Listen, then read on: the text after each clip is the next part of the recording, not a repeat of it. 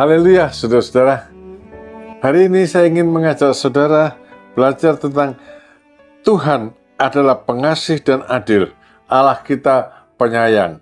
Mazmur 116 ayat ke-5 dan diulangi beberapa kali di bagian-bagian dalam Alkitab. Saya tidak akan membahasnya secara teoritis, tapi lebih baik saya mengajak saudara melihat buktinya.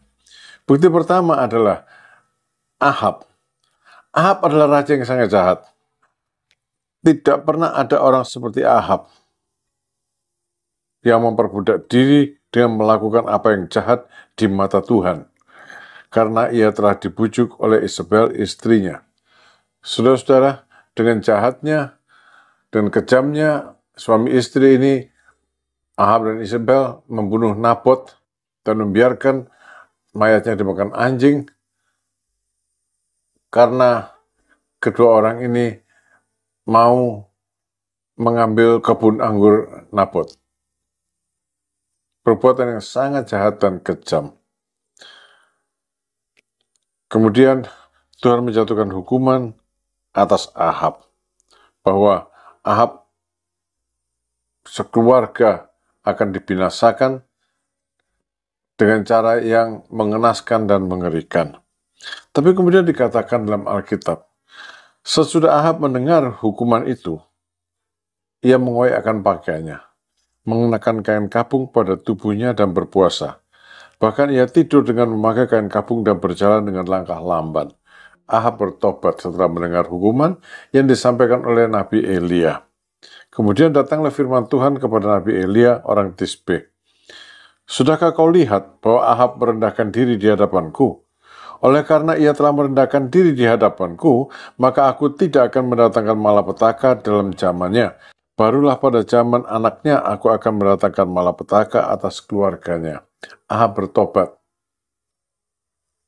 Yang begitu jahat, yang begitu keji, bertobat. Dan Allah yang penyayang dan pengasih dan adil mengampuni Ahab. Tuhan bilang, dia akan menjatuhkan hukuman pada zaman anak-anaknya. Kenapa? Karena anak-anaknya sama jahatnya dengan Ahab. Allah yang penyayang, adil, Allah yang pengasih, mengampuni dosa siapa saja yang mau berpaling kepadanya, yang mau bertobat kepadanya.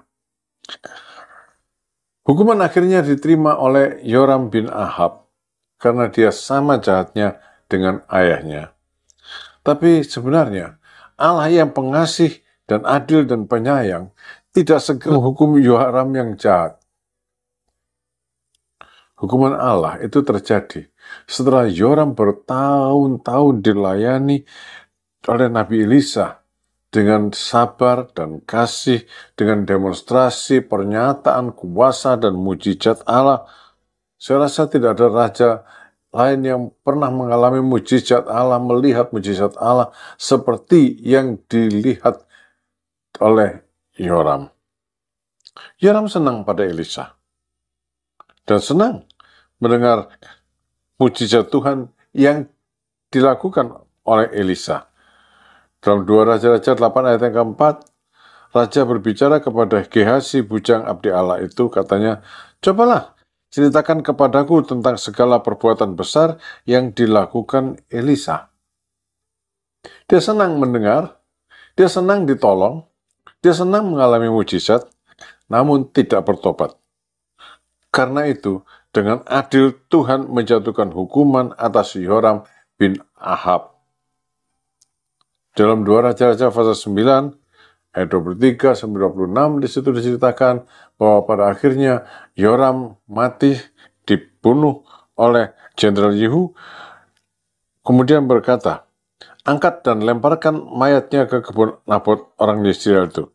Sebab ketahuilah, pada waktu aku dan engkau berdampingan menunggang kuda mengikuti Ahab ayahnya, maka Tuhan telah mengucapkan terhadap dia hukuman itu. Sesungguhnya aku telah melihat darah Nabot dan darah anak-anaknya tadi malam. Demikianlah firman Tuhan, maka aku akan membalaskannya kepadamu di kebun ini. Demikianlah firman Tuhan. Oleh sebab itu, diangkat dan dilemparkan mayatnya ke kebun itu sesuai dengan firman Tuhan, dan serentak dengan itu seluruh keluarganya juga mendapatkan hukuman yang sama. Saudara, Tuhan menjatuhkan hukuman kepada Yoram setelah dia diberi kesempatan panjang melihat demonstrasi kekuasaan Allah, kasih sayang Allah, namun dia tidak bertobat.